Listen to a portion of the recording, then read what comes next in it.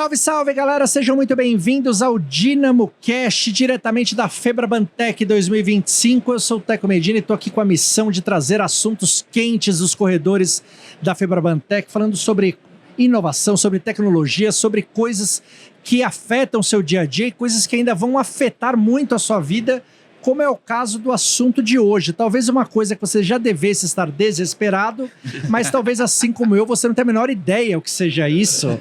E a gente vai aprender junto porque, olha, PQC, já ouviu falar nisso? PQC, Post-Quantum Cryptography, é isso. Essa é a grande ameaça que está atuando. Vou até ler o que escreveram aqui, ó. Um fator que começa a desafiar os modelos atuais de segurança digital. Computação quântica, ainda incipiente em termos de aplicação comercial, já é capaz de quebrar os principais algoritmos de criptografia utilizados hoje em bancos, sistemas de governo, infraestrutura, comunicação digital, colocando em risco tudo que tem por aí.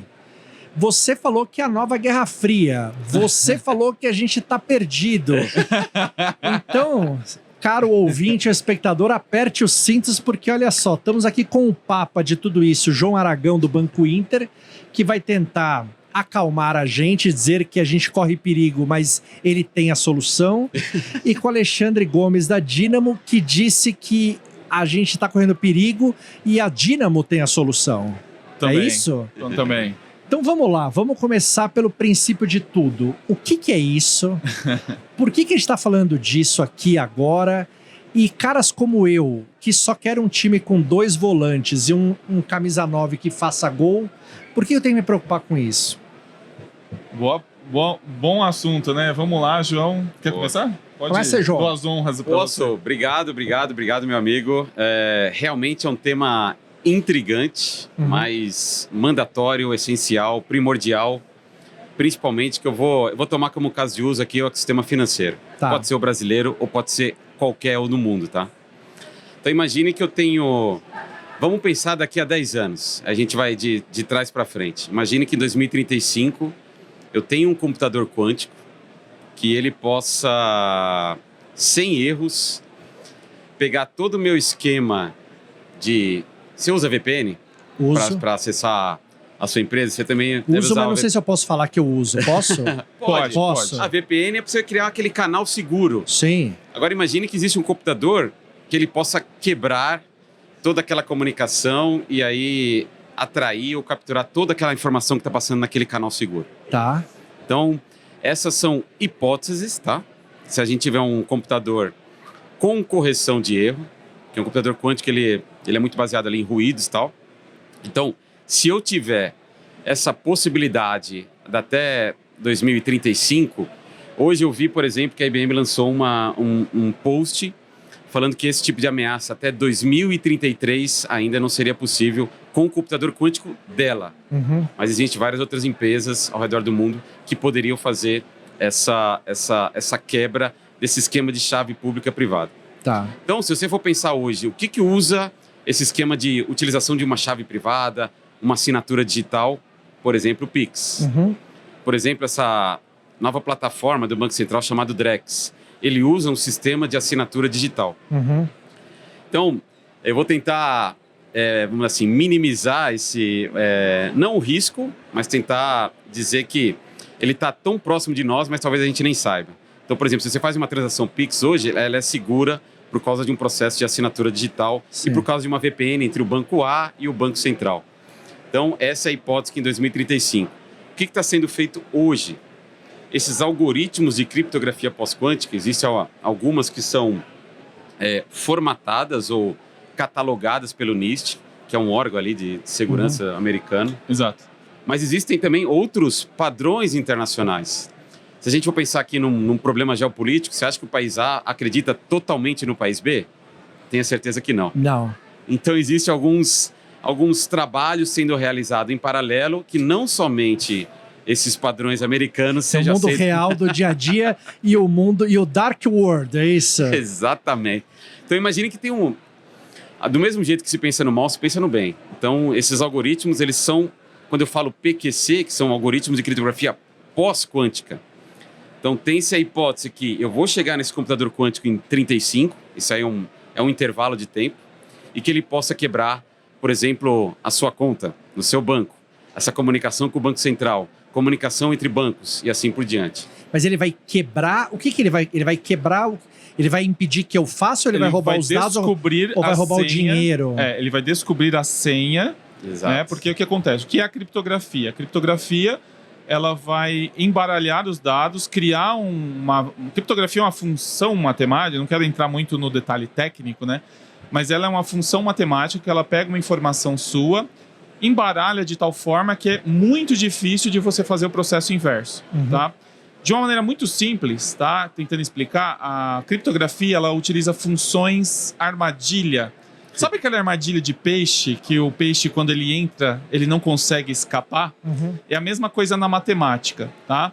Quando você faz uma operação matemática, ela é muito fácil de ir, e basicamente a criptografia é assim que ela faz. Você consegue fazer uma operação matemática de ida muito fácil, só que para você fazer a operação inversa, é extremamente difícil. Tá? Isso a criptografia ela trabalha mais ou menos nesse sentido, tá? Só que na teoria de um computador quântico, e aí a gente fala teoria porque ainda é muito teórico a possibilidade. Os computadores quânticos atuais, tá? Eles são computadores que ainda são experimentais, ainda é como se a gente fizesse uma analogia de que os computadores quânticos, eles são como os computadores valvulados no começo da no final da década de 40, 50 ali. Valvulados. Valvulados. ENIAC, lembra dessa história? É boa. Então a gente... E aí o que acontece? A ciência ainda ela não descobriu materiais, tá? Por exemplo, é certeza que o silício não é um material correto para trabalhar com computador quântico. Então a ciência ainda está tentando descobrir qual é o melhor material para trabalhar com fenômenos quânticos, tá ok?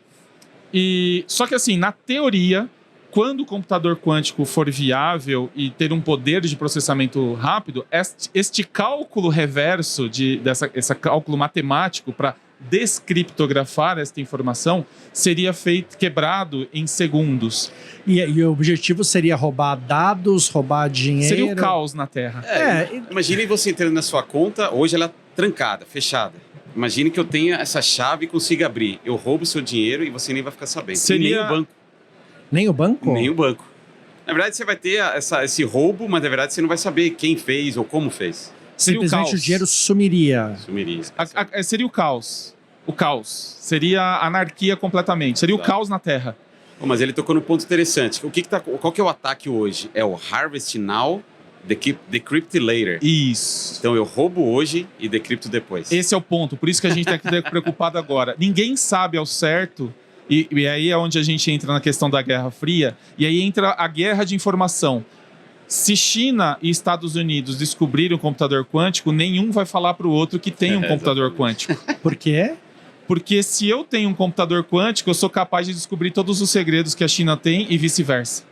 Ah, tá. Então primeiro você quer descobrir e depois você conta. Exatamente. E aí entra essa questão do Encrypt Now, Stole Now, né? Ou roube os dados agora. Então, se eu tenho dados protegidos e criptografados, eles já estão sendo roubados. E um dia que eu tiver um computador quântico viável, eu consigo descobrir esse segredo. Isso é válido para a informação que você tem que armazenar durante muitos anos. Tipo dados de informação pessoal, que nunca muda, dados da NASA. Dados da NASA. Governo, de um governo, do sistema financeiro. Tem várias informações que devem ser mantidas num cofre digital, por exemplo. Exato, dados de saúde de uma pessoa, dados de produção militar. Hoje, para eu entrar num banco, são várias camadas de segurança. Eu posso ir quebrando essas camadas até chegar no momento que eu tenho uma chave privada que protege um sistema. Por exemplo, o Pix. Hoje, é que os grandes bancos, eles têm, muitas camadas. Então, eu poderia ter uma capacidade de pegar essa chave aqui privada que está lá no interior do banco. Com essa chave privada, eu posso direcionar uma transação Pix. Posso fazer uma transação dentro de uma estrutura de Open Finance. E a questão do Drex, não só o Drex, né, mas a encriptação de um banco de dados, de qualquer informação, usa a criptografia que o nosso amigo estava explicando. Então, a gente é cercado por criptografia. Cercado. Uma comunicação entre duas empresas diferentes, a gente usa esse canal, como a gente comentou aqui, da VPN. Então, poderia uma OTAN, governo brasileiro, Cara, onde for, isso poderia ser roubado. Se utiliza um determinado padrão de algoritmo. E os ataques hoje, o que acontece? A gente está estudando os ataques conhecidos. Só que pode também chegar em 2035 que existam novos ataques. Porque hoje já está se tentando roubar isso o tempo todo, o dia todo, todo dia, né? Exato. Usando diversas coisas, seja lá o que for. Exato. Só que aí tem um ponto... Aqui a gente fala muito que o Pix é inseguro, mas não é uma verdade. Na verdade, toda a criptografia do Pix, ela é segura. Hoje eu não tenho, por exemplo, um computador quântico que consiga quebrar ou acessar essa chave privada. O que acontece muito em engenharia social, que eu pego a sua chave. Aí é diferente. Sim. Aí não precisa nem de computador quântico. Exato. É só... Aí um phishing simples, uma descoberta da sua senha, já você não precisa de nada, nenhum dispositivo. O que é RSA e ECC? Ah, perfeito. Boa pergunta, né? Esse é um ponto importantíssimo. Tá? E aí, não sendo o cavaleiro do apocalipse aqui, querendo dizer que vai acabar o mundo e tranquilizar todo mundo aqui em relação a isso. Existem 2 tipos de criptografia principais: a simétrica e a assimétrica. Tá. A criptografia simétrica, tá, conhecida, mais popular que a gente utiliza aqui é o Triple DES, que é muito utilizado para transações de cartão de crédito. E a criptografia que usa um algoritmo chamado AES 256. Essas 2 funções matemáticas, 2 funções criptográficas que eu falei dessa questão da função armadilha, elas são muito difíceis de descriptografar, mesmo com o computador quântico. Então a gente pode ficar tranquilo com relação a transações de cartão de crédito e operações que utilizam chaves simétricas. Nós estamos muito bem protegidos. O que eu vou precisar fazer é aumentar o tamanho dessa chave, porque aí vai ser mais difícil, né? Eu vou dobrar o tamanho dela.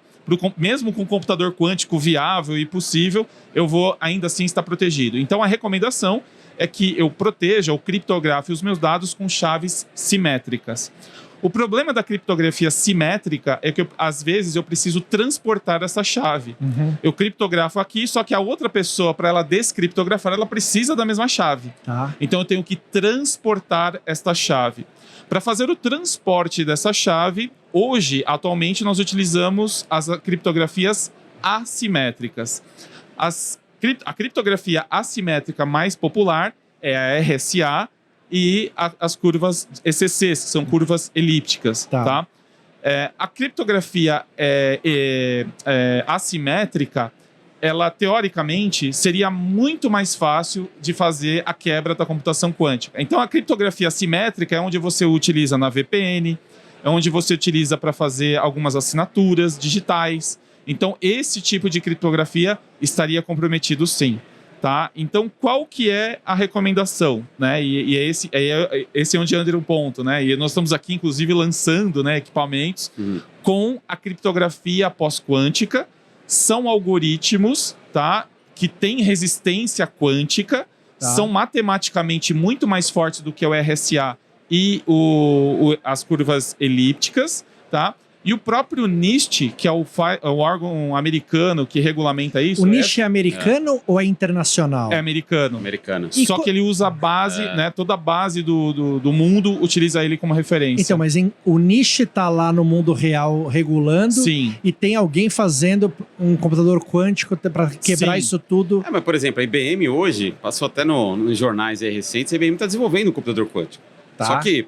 A Microsoft lançou, né? O Majorana, também, o Google. Tem várias empresas que estão construindo, né? A grande complexidade eu poderia ter um computador quântico aqui. Alguns deles precisam ter uma temperatura de menos 273, que é o famoso 0 Kelvin. Para você manter ali estável. O chip, tá? Então por isso que não é tão simples você precisa ter muito dinheiro. Agora, o que o meu amigo aqui comentou é uma verdade. Pode um país estar desenvolvendo, né, a 7 metros abaixo do chão e ninguém está sabendo que está sobre desenvolvimento, entende? Pô, mas... Esse é o medo. Não, é o medo não, deve estar acontecendo. Não, sim. Está acontecendo. Está acontecendo, mas ninguém sabe e ninguém vai falar isso. Porque essa a briga da hegemonia e quem dominar essa tecnologia vai dominar as tecnologias dos próximos anos. E esse é o ponto, e esse é o dilema que você... Eu tô vendo um ponto de interrogação enorme na sua cabeça. Não, eu tô pensando, porque... o que eu tô pensando é o seguinte, que talvez, assim, deva ser um medo o medo real de muita gente, porque é muito difícil você saber países...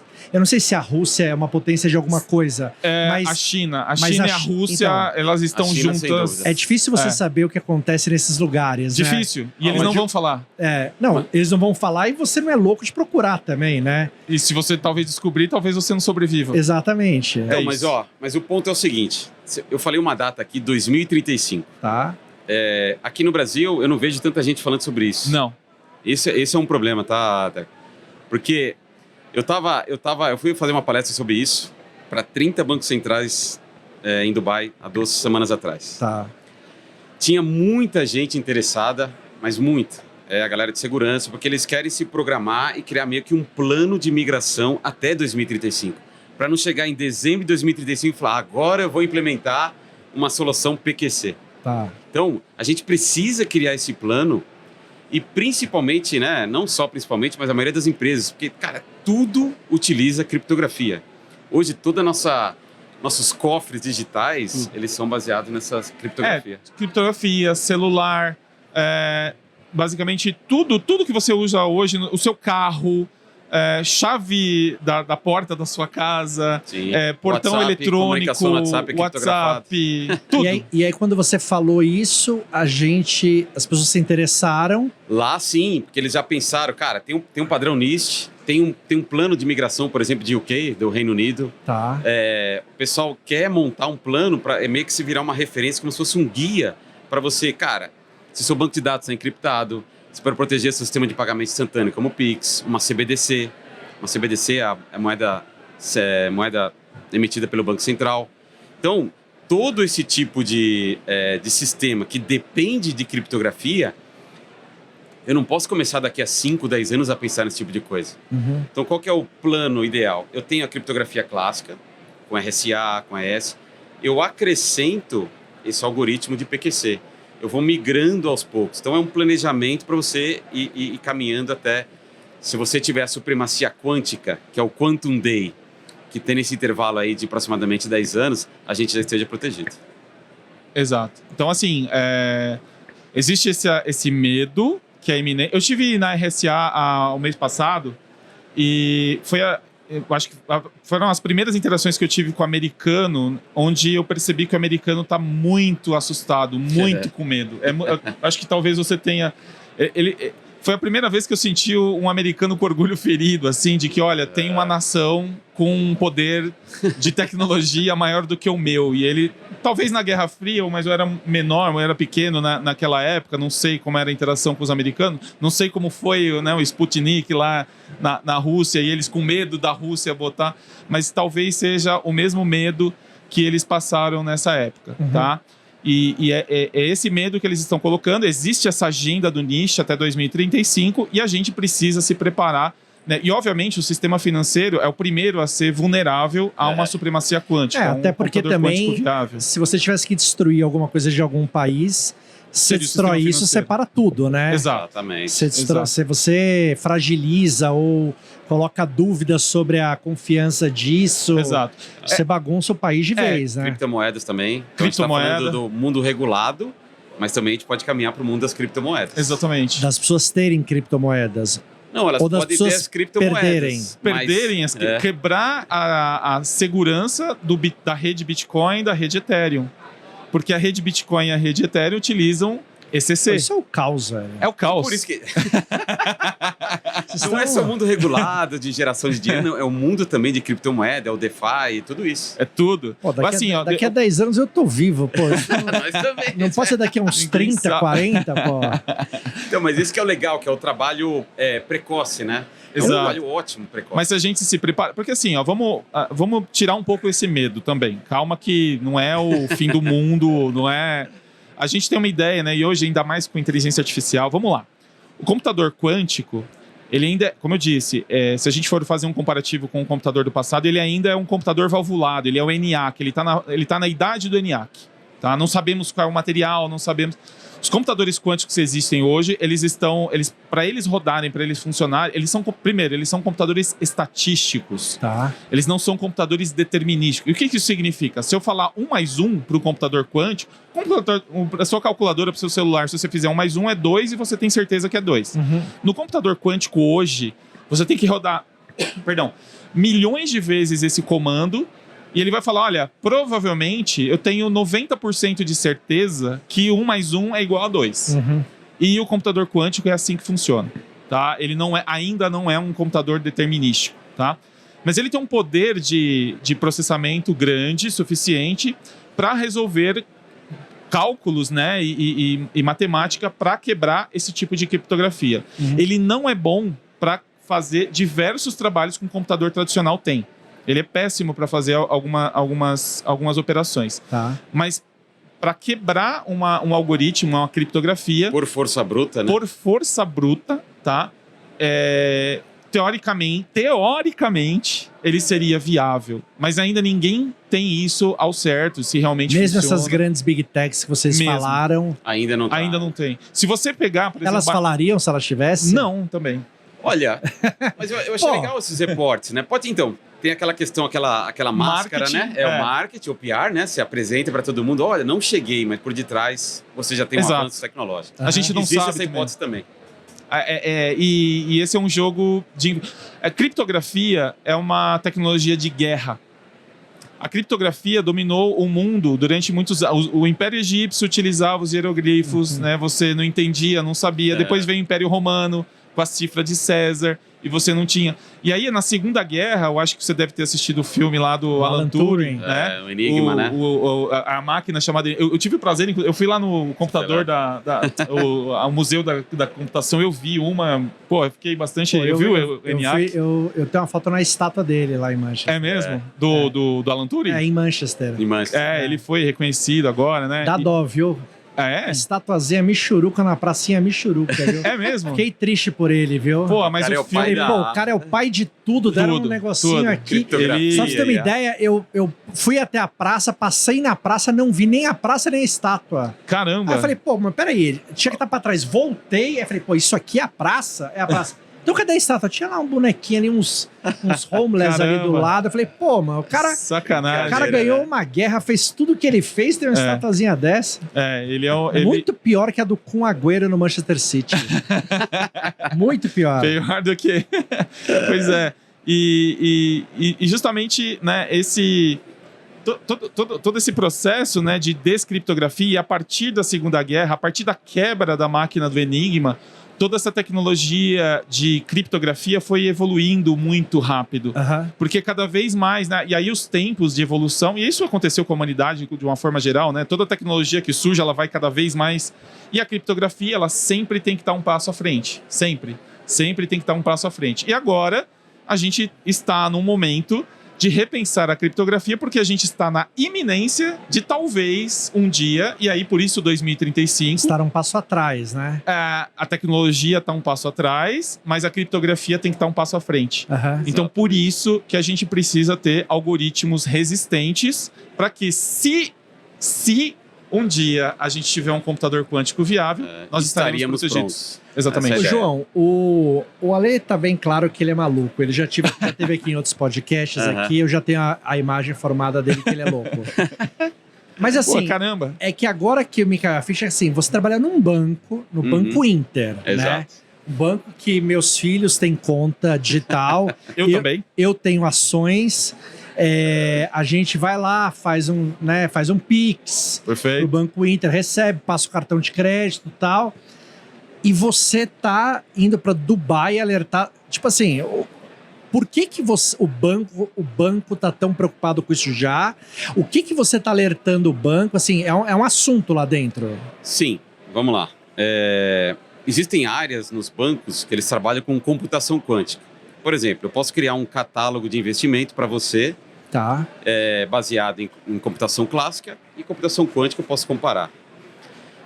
Hoje ainda, você não tem uma grande vantagem. Sei lá, vou investir, Petrobras, no Inter, em vários bancos, Magalu, por exemplo. Criei aqui. Isso, hoje eu poderia usar computador quântico, até simuladores de computadores quânticos para fazer esse tipo de trabalho. Mas tem essa área da segurança que realmente é preocupante. Eu preciso proteger a minha chave de um Bitcoin ou Ethereum que eu estou fazendo a custódia para o meu cliente. Eu preciso proteger o Pix. Eu preciso proteger uma CBDC. Eu fiz um trabalho juntamente com o Banco Central, só para você entender a complexidade da coisa. Se eu pego um algoritmo desse, vou dar 3 exemplos aqui, tá? Sphinx Plus, Crystal e Falcon. São 3 ali listados pelo NIST. Nós aplicamos, por exemplo, um dos algoritmos que não estava listado na hora de fazer a assinatura digital do Pix. O que aconteceu? A transação aumentou em 1 minuto. Só pela questão de você fazer... Aumentou. Então, o que a gente tem que avaliar agora é esse plano migratório. Como que eu continuo tendo a minha vantagem do Pix de ser próximo do real time, né, do tempo real, 3 segundos no máximo, e também trazer a segurança. Mas assim, esse 3 segundos do Pix, vocês que inventaram, né? Se você falasse pra gente que era 1 minuto, a gente não ia achar ruim, né? Lá atrás, né? Agora que a gente faz tão rápido... Mas imagine você no POS esperando 1 minuto, né? Pra fazer um pagamento. Aonde? No POS, na fila do supermercado. Você tá na fila comprando seu pão de manhã. Não, tudo bem, 1 minuto é demais. 1 minuto é demais, mas eu digo assim, é porque eu acho que o Pix é tão maravilhoso, assim, é tão legal, assim, que qualquer coisa que você me fale que vai regredir, eu lamentaria, né? Exato. Mas assim, se você tivesse na largada falado, ó, o Pix é exatamente assim. Calma que eu ainda não terminei. Mas demora 15 segundos pra ir. Tem uma tabela eu ia de, falar assim, de tempos, 15, né? 30 segundos é legal. Esse era um algoritmo que não estava listado. Exato. Aí, vamos colocar uma vírgula aqui. Aí nós testamos os algoritmos que estão listados. Tá. Milissegundos adicionados. Então, não é só questão da segurança, é questão também da performance nesse trabalho. A gente testou com ambos, obviamente, o Sphinx Plus, que ele é baseado em matriz. Lattice Based. Exatamente. Ele demorou muito mais, mas os outros adicionaram milissegundos na transação, que é totalmente aceitável. Então, Exato. hoje, eu poderia aplicar um algoritmo desse no Pix e também no Drex para a parte de assinatura digital. Então... E aí, se a gente fizesse isso, não teria problema. Não teria problema, porque está aumentando um tempo que você nem percebe. Exato. Milissegundos. Não teria problema, eu digo, com o problema que vai ter em 2035. Estaria protegido contra os ataques conhecidos, sem Pô, dúvida. ótima notícia, então. Excelente. Pô, podia ter começado com essa notícia logo. Bom, tava esperando, tava aquecendo. Podia ter Se a gente não põe medo, não vende. Vou dar uma boa notícia, depois eu ponho medo. Exatamente. Tem que ter um pouco de medo, né? O suspense, medo né? vende, né? Ninguém Pô. compra seguro se não tiver medo, né? Pô, João, caraca. Mas assim, esse é um ponto importante. Hoje, nós temos 3 algoritmos listados e homologados pelo NIST. Tem um 4, né, que está na fila para ser aprovado. Nós temos o NIST 203, 204 e 205, tá? Vou falar o nome técnico dele, que é o 203, é o antigo, o Kyber. Depois você tem o Dilithium e depois você tem o Sphinx Plus. E o Falcon, ele está na lista para ser aprovado, tá? O Dilithium vai ser, vamos dizer assim, teoricamente, né, e provavelmente a gente recomenda que ele vai ser o substituto, tá, do RSA e do ECC. Tá? Ele vai proteger a chave simétrica, que ela tem a resistência quântica, e você vai conseguir fazer o transporte com ele. Nós fizemos um teste de bancada, né, aqui com a HSM da Dynamo, utilizando o Dilithium, e ele consegue fazer 10 mil assinaturas por segundo. Então isso suportaria com folga todo o Pix do país, por exemplo. Pô, 10 mil é bastante. É bastante assinatura por segundo. Eu estou falando de um único equipamento, né? Obviamente que na estrutura do Pix a gente tem vários equipamentos, então a gente conseguiria trabalhar com algoritmos muito mais fortes, muito mais resistentes, com algoritmo voz quântico e com a performance que vai atender tranquilamente o Pix. Então, beleza, o Pix está salvo. O Pix está salvo. E o Drex também. O Drex também. Porque é parecido, né? A DLT, né? Quem vai se lascar até agora, que eu percebi, é o cara que tem Bitcoin. Já acharam a solução para ele? Esse é um ponto. Tem uma segurança relacionada ao Bitcoin, né? Que ele faz sempre a troca da chave. Então, você torna aquele ataque de força bruta que eu vou explorar entre 0 e 1 é infinito. Eu faço esse ataque de força bruta. É mais difícil. Agora, o Ethereum, que é uma outra moeda. Putz, eu tenho Ethereum. E ele é a base do Drex, o padrão que é a base do Drex. Então, imagine que eu tenho essa base, eu vou colocar a moeda digital do Brasil, que é o novo real digital. Essa base, ele tem um outro esquema e é tudo emaranhado, os módulos de criptografia. Agora eu vou trazer um novo conceito aqui para a gente acoplar, que é o conceito de criptoagilidade. Tá. Agora imagine que eu pego toda essa arquitetura, tanto do Pix como do Drex, ou de qualquer outra CBDC, eu crio um módulo em que eu posso ficar trocando os algoritmos. Aí que é a parte interessante. Então, além de tudo isso, eu estou fazendo outro trabalho de criptoagilidade. Eu posso fazer essa troca desses algoritmos de maneira modular. Tá. Então, você acaba alterando essa solução, por exemplo, esse Ethereum. Agora, imagine você ter que fazer isso em todo o ecossistema de tecnologia e financeiro. Por isso que torna inviável. Por isso que eles estão focando muito nessa questão da criptoagilidade para facilitar essa utilização de algoritmos novos e para fazer a proteção.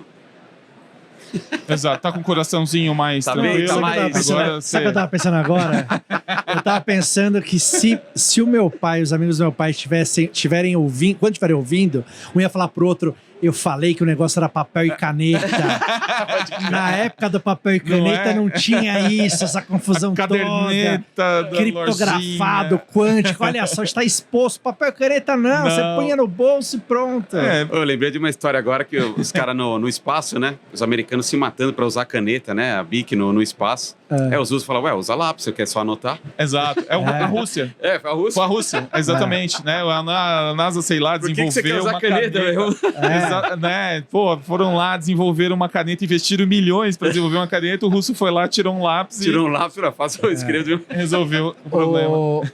Ale, o João falou do que ele está pensando nisso no Inter. Isso aqui é um assunto também aqui dentro, vocês têm que estar pensando nisso. Esse é o nosso core, vamos dizer assim, né? Tanto que nós estamos lançando equipamento aqui exatamente sobre isso. A gente trabalha com criptografia é o nosso DNA.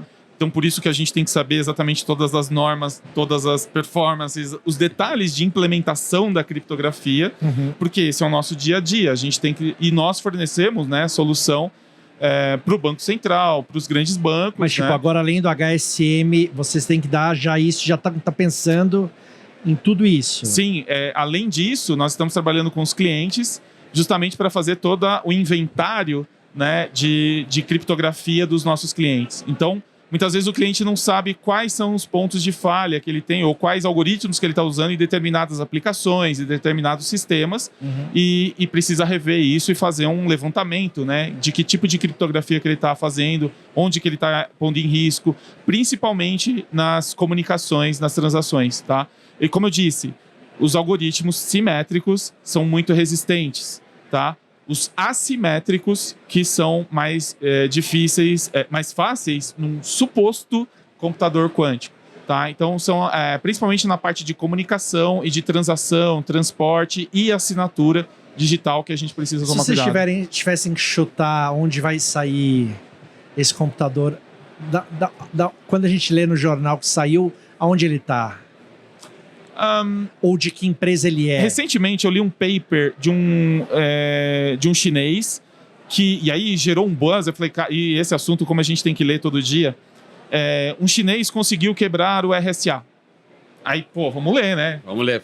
E aí, a lógica, aquela manchete, aquela matéria sensacionalista, uma coisa é a manchete, outra coisa é a matéria. A matéria era muito rasa, né, não dava uma conclusão exata. Eu falei, cara, não é possível. Aí eu fui procurar o paper. O paper estava escrito em chinês. Eu tenho uma certa dificuldade com mandarim, né? Mas ele também tinha uma tradução em inglês, tá? Eu peguei alguns trechos do mandarim, usei um pouco do Google para ver se o correspondente em inglês estava correto, para ter essa confiança. Nos trechos deste paper, ele era muito claro, dizendo o seguinte, gente, o próprio chinês falando, consegui fazer a quebra de um algoritmo RSA de 22 bits, tá? Por quê? Porque ele conseguiu acesso a um computador quântico de 22 qubits, que é a unidade de medida que ele é capaz de computar. Nós estamos falando, o RSA hoje, que é o que a gente utiliza no dia a dia, 2048 bits. Então é muita coisa ainda, é uma trilha muito grande para se atravessar, é uma evolução, um salto de tecnologia muito grande ainda a ser transposto, ainda a ser levado, levando em consideração que um computador, para funcionar, ele tem que estar a 0 grau Kelvin, ele tem que estar em CNTP, condição de normal, temperatura e pressão extremamente... Sabe o Dr. Octopus lá do Homem-Aranha, que ele fica ali controlando com várias garras? É exatamente o Dr. Octopus operando alguma coisa extremamente instável. Que qualquer coisa aqui no meio ambiente, uma partícula de poeira que entra na sala, muda completamente o estado dele e ele sai de si. Então ainda falta muita coisa, né? Eu vejo um chute pessoal, acho que 10 anos... 10 anos é o que a academia fala muito sobre isso, né? E o mundo mas corporativo... na China... Olha, eu apostaria mais numa parceria, por exemplo, chute, né? Que é o João CPF falando, Rússia, China... Mas os americanos, quando eles são focados em alguma coisa, eles realmente, igual a bomba atômica, eles aceleraram, né? Pegaram ali uns alemães, tudo. Mas eu acredito muito nesse tipo de parceria, se já não existe, tá? A gente trouxe aqui o exemplo do Enigma, né? Não sei se vocês lembram uma parte do filme, eles deixaram alguns soldados morrerem para não passarem que eles sabiam decifrar. Isso é genial, que me assusta. Né? Isso. É genial. É isso. Mas... Não, é genial porque é uma estratégia que o cara teve, cara. Se a gente mostrar agora que a gente sabe, o cara dribla, né? Então você tem que dar... E exatamente esse ponto. Por isso que o filme é importante, né? O jogo da imitação, né? O jogo da imitação, exatamente. E ele é extremamente importante para... É meio que matéria obrigatória, né? Nossa, aqui. E quem descobrir isso vai ter... Só que tem um detalhe... Desculpa, só para voltar. Você acha que já tem alguém... mais próximo do que é falado no mercado, entende? E aí eu não preciso publicar isso num white paper, não preciso publicar num jornal e assim por diante. Por que esse pessoal, só para não perder o gancho, por que esse pessoal, a Rússia e ao redor da Rússia, é tão forte nesse negócio de hack, invasão? Eu tenho algumas hipóteses. Sempre isso, até filme de ficção eles põem uns caras... Coreia do Norte. Uns caras russos ali. Vocês já ouviram falar dos 7 enigmas na matemática? Não. Existem as conjecturas, na verdade, né? A 7ª conjectura, que era de Poincaré, foi um russo que... Eles são extremamente bons em matemática e cálculos. E o que nós estamos falando aqui, tudo ao redor disso daqui, é matemática pura. Eu queria até trazer um conceito. A gente está falando de todos esses algoritmos que eles são quantum safe. Mas existe o quantum secure. Então, o que é? Hoje eu acredito na complexidade matemática. Mas o que, na verdade, todo mundo fala, aí eu estou trazendo mais para o lado acadêmico. Eles falam que eu precisaria ter uma prova matemática e eu tenho um teorema. Se eu consigo fazer essa prova, eu consigo utilizar um algoritmo para quebrar tanto a assimétrica ou diminuir a força da simétrica, que aí é o total contra o parcial, aí a gente conseguiria. Mas, cara, esse mundo polaco, russo, os caras são extremamente relevantes em matemática, ao redor do mundo e assim por diante. Por isso que eu acho que dali, e os chineses ali, se fizer uma parceria, meus amigos, teremos uma corrida aí, uma guerra fria, mas é uma corrida atrás das cortinas. Acho que isso já aconteceu. O que é pior, né? Porque a gente não tá vendo o que tá acontecendo, Exato. né? Mas quando assim... você vê o cara fazendo, você pelo menos sabe onde o cara tá, qual é o risco que você corre. Exatamente. Outro ponto importante, né, o que me acalma um pouco o coraçãozinho em relação a esse assunto, e esse é um tema que a gente pesquisa bastante também, tem que ler muito também, a ciência, né, ela ainda não domina, pelo menos no mundo acadêmico, né, e o mundo acadêmico ele troca muita informação, muita ideia em relação aos fenômenos quânticos. Então, a humanidade, né, a ciência ainda não domina completamente todas as partículas e os fenômenos quânticos, tá? Ainda não existe material, não existe um medidor de partícula quântica, um microscópio, enfim, não sei qual vai ser o meio, né, ou a ferramenta para você dominar ou estudar esses fenômenos. A física ainda tem muita dúvida em relação. Então, os físicos ainda têm muita dúvida em relação a isso. E a comunidade científica, de uma maneira geral, no mundo inteiro, tem a própria internet surgiu disso, né, de compartilhar conhecimento científico. Eles não dominam ainda tudo isso. Então, isso é um pouco... Aí, né, a minha conclusão é que eu chego de que realmente ainda está bastante distante o computador quântico teórico um dia aparecer. Só que assim, cai naquele medo, né? A gente não sabe o que os russos e os chineses estão fazendo, que não estão compartilhando, e esse, com certeza, é um assunto militar. é um assunto que quem estiver dominando, quem estiver à frente, quem dominar essa tecnologia, e o mundo inteiro já se ligou, é a mesma coisa de um jogo de cartas, né? Que você tá ali jogando truco, você não vai saber que carta que eu tô jogando com a tua mão. E esse é o cenário, é a geopolítica que nós estamos vivendo hoje. E o meu medo, sabe qual que é? É esperar. Ficar esperando o outro fazer. Isso. Em vez de ter essa autonomia, essa proatividade, falar, cara, eu vou começar agora a pelo menos estudar e ter o conhecimento, a baixar esse conhecimento para tentar absorver o mais rápido possível. Uau! Pô, papo de maluco aqui, né? Eu adorei, assim, eu não tinha a menor ideia de que a gente tava dessas coisas todas. Pô, deve ser maluco vocês terem que pensar nisso, estudar nisso. É divertido. No limite do conhecimento, isso que é legal. Não é verdade. Não, e também, pô, é legal que tá acontecendo, né? Uma coisa que vocês estão... de certa maneira, a gente tá vivendo essa história aí, né? Sim, estamos vivendo para ver. Assim como teve todas as outras, né,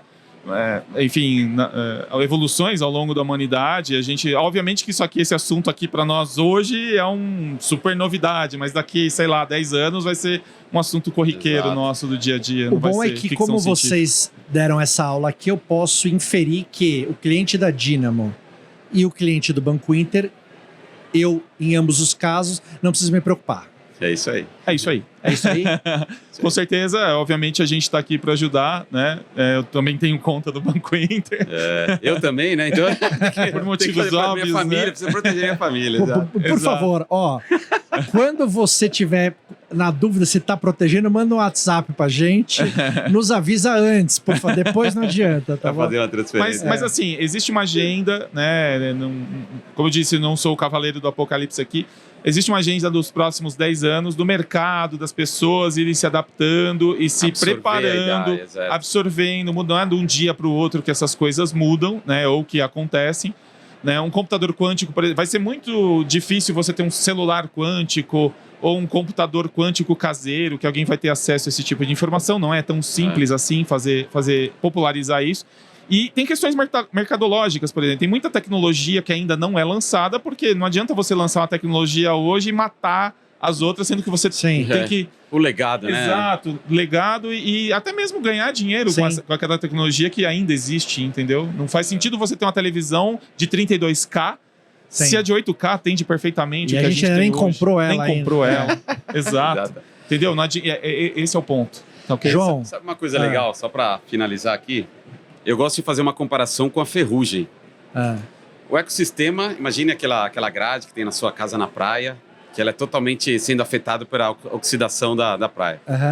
Onde tem uma fissura, é exatamente ali que vai começar a oxidar mais rápido. É a mesma coisa do ecossistema financeiro. Se eu tenho um ponto naquela rede onde eu tenho uma fissura, onde ela é menos protegida, é exatamente ali que ela vai ser atacada. Então, se tudo for blindado... Se tudo fosse blindado, tudo que nós estamos falando aqui, esse apocalipse hipotético, ele poderia acontecer mais rápido. Então, a ideia de fazer essa analogia aqui, eu acho que facilita bastante esse entendimento aí de você pensar nessas fissuras. E quando a gente vê esses vazamentos, invasão, geralmente são nos pontos mais fracos da rede. Você não vê um banco gigante sendo invadido assim da noite pro dia, tá? Exato. E o ponto mais fraco dessa rede é sempre o ser humano. Sempre, tá? É porque ele tem uma senha fraca, é porque ele compartilha a senha, ele guarda o papel na carteira, debaixo do teclado. Sempre, ou ele acredita que ele recebeu, sei lá, um brinde de alguém que... meu amigo, nem Deus consegue... Exato, e aí ele clica num link que ele recebeu de um e-mail suspeito, né? Ou que ele tem que, enfim, ganhou um prêmio, né? Tem aquele meme, né, do Batman e o Joker, lá, que ele recebe lá, né? Mandei um e-mail para sua empresa e ele, o que você fez? Eu só falei que eles a metade da sua empresa acredita agora que tem um iPhone 15, né? Alguma coisa assim. João, brigadão. Brigadão aí, foi ótimo o papo. Obrigado pela ajuda aí, Ale. Eu que agradeço. Papo ótimo. Para quem entende, deve ter sido muito bom, que não era o meu caso. Para quem não entende que era o meu caso, acho que a gente aprendeu bastante. Aprendeu um pouquinho. Então, isso é bom. Acho que foi bom para todo mundo. Obrigado, Viadec. Valeu mesmo. Muito obrigado. Um abraço. Até mais. Valeu.